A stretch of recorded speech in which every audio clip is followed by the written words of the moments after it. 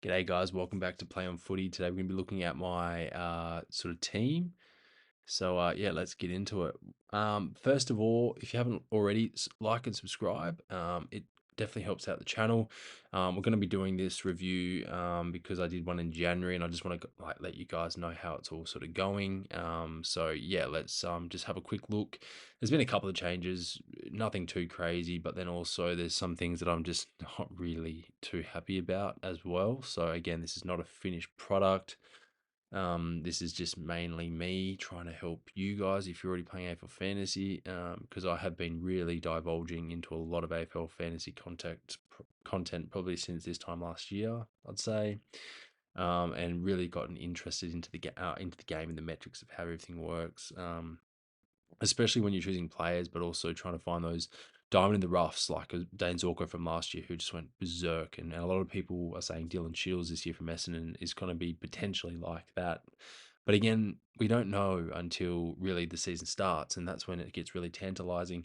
All these preseason games, they do help a little bit, but they're not the end result of what, is the finished product of how, I guess, each coach wants to set up their team, what players are playing fully, their setup, everything like that. So you got to take with a bit of a grain of salt, really, each sort of preseason match and how everything's broken down. But I will go into a couple of metrics that I have been looking at by I think it was Enigma AFL on Twitter. So he's fantastic. If you guys want to go onto Twitter and look up players' scores over the preseason games that have just occurred recently, I think they're all televised on KO, but they are showing them on Foxtel and all that sort of stuff, Fox Footy. By all means, go and watch those games, but also then look at the Enigma AFL Twitter sort of handle there, and he breaks down all the players and all their sort of fantasy scores as well. But without further ado, I've talked too much. Let's get into it. So Max Holmes is my D1 basically. Look, the reason I went Max Holmes, he's got 114 AFL fantasy in his in the match against Hawthorn at the GMHBA Stadium, and I think I'd be like really upset if I missed out on Max Holmes. Look, I understand I'm not going like a Lockie Whitfield, but again, I can jump on him at a later date. Perhaps I can go to Trent Rivers, down to a Lockie Whitfield up or something like that. And for me, it just gives me the flexibility. With Max Holmes, it doesn't cost too much. It's not too out of my way.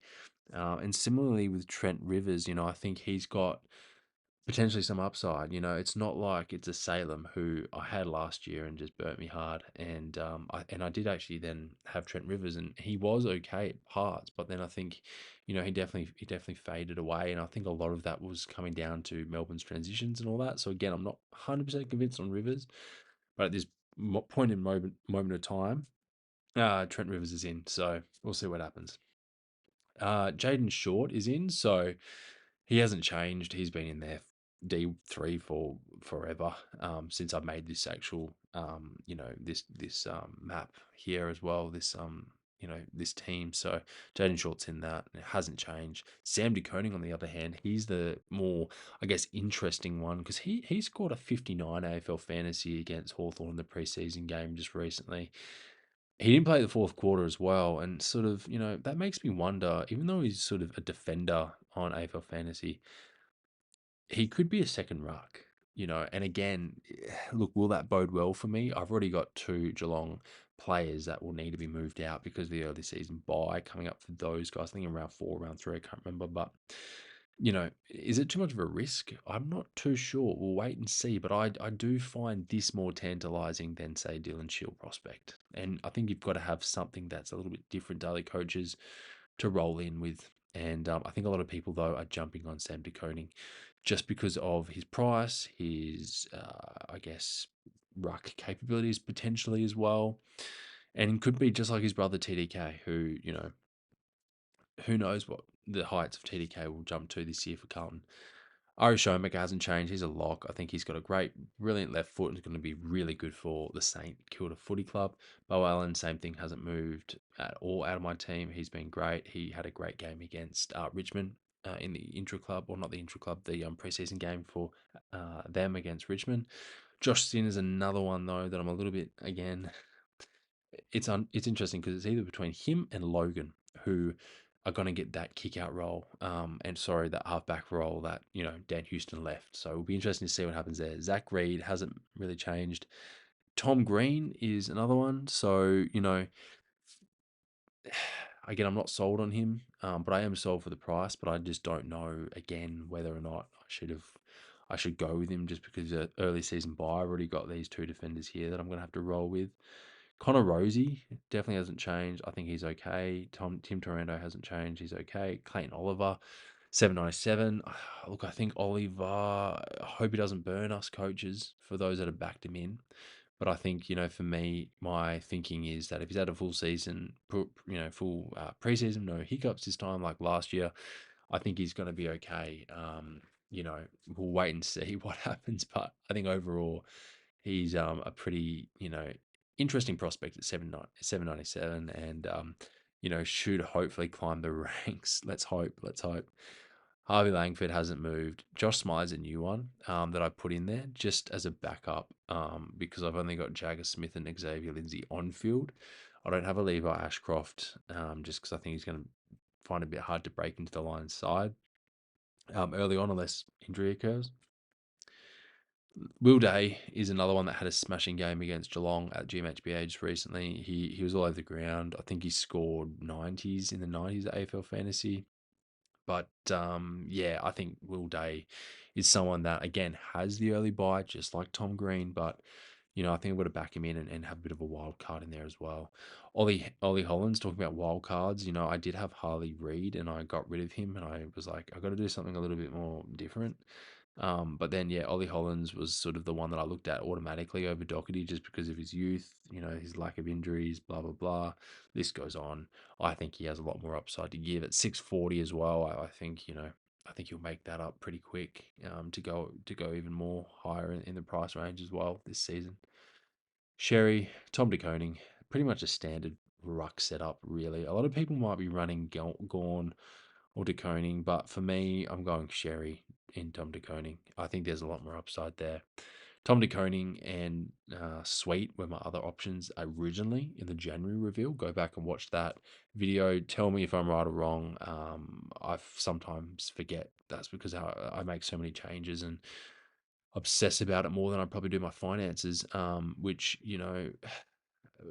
it's a game, but it's so addicting, this game. And there's so many like scenarios and stuff like that where, things can be played out. And, it's really interesting. And I think this is going to be a great season for everyone who's playing. So if you're playing AFL Fantasy, smash that like button, comment down below. I want to know what your team looks like, who you've got in, who you've got out. Compare it to mine, do whatever you want. It'd be just interesting to start a bit of a conversation about what your team reveal is in February. But again, it's all subject to change, guys. We've got like 21 days. So it's not even, we're not even really stressing. If you're stressing now, like wait until you're like 3 days out and there's, things that are happening and stuff like that. I remember last year it was just, yeah, it was too stressful. So this year we've just got to pace ourselves, guys.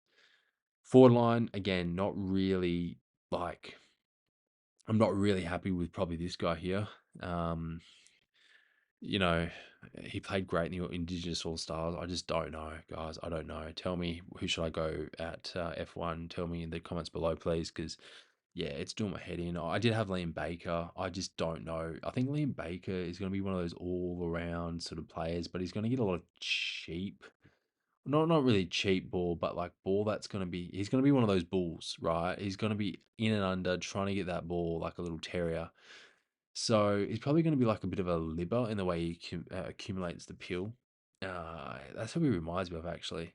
So I don't really think, I was like, oh, I don't really know if I really want to go with Liam Baker. And then I saw Jason All-Francis in the Indigenous All-Stars game. I said, man, this guy can play and, really stood out amongst everyone else. And I think he was probably second in line to win that medal, probably, behind Simpkin, to be honest. So there's that as well. So Jack McRae, he hasn't moved. He's been there for since I started this team. Bailey Smith, same thing. Had a great sort of. I think he got a 59 in his AFL fantasy in the match against Hawthorn, the preseason match. So we'll wait and see. We'll wait and see. But I think Bailey Smith has a lot of potential going up. Caleb Daniel got 114 AFL fantasy in his intra club with North. So again, I don't know what Alistair Clarkson has planned, but he's definitely accumulating a lot of the pill. Elijah Hewitt, 322, 332. Again, kicked a goal, I think, against Richmond. So he's on track. He's on track. Connor Stone, again, on that half back flank that now that Harry Perriman and Isaac Cumming have, ultimately left, I think that creates a bit of a hole for him to sort of fill, which is really interesting. Joe Berry in the Port Adelaide forward line, I think now that Joe Richards has left, is quite interesting for him as well. And Sam Davidson for the Bulldogs in that forward line, which is a bit of a one to watch. And Toby Travalia, I've just added in there because he's defender mid status, so I can probably replace him with Sam De Koning when the buy arrives, as well as Josh Sin when Max Holmes buy arrive, which is the same time. So I've just got to prepare for that. In terms of the midfield, I don't know. Like, do I go for a safer option with Andy Brayshaw, or do I just get rid of Will Day and sort of add him after his buy? That's another thing I could do as well, and just keep, I don't know, well, maybe go Brayshaw and keep Will Day. I don't know. Tell me what you guys reckon down below. But overall, that is my team, guys. What do you reckon? Comment down below, like and subscribe. I've got 164K in the bank. What should I do next? What do you guys reckon is a bit of a problem at the moment? Let me know, and I'll see you guys in the next one. Cheers.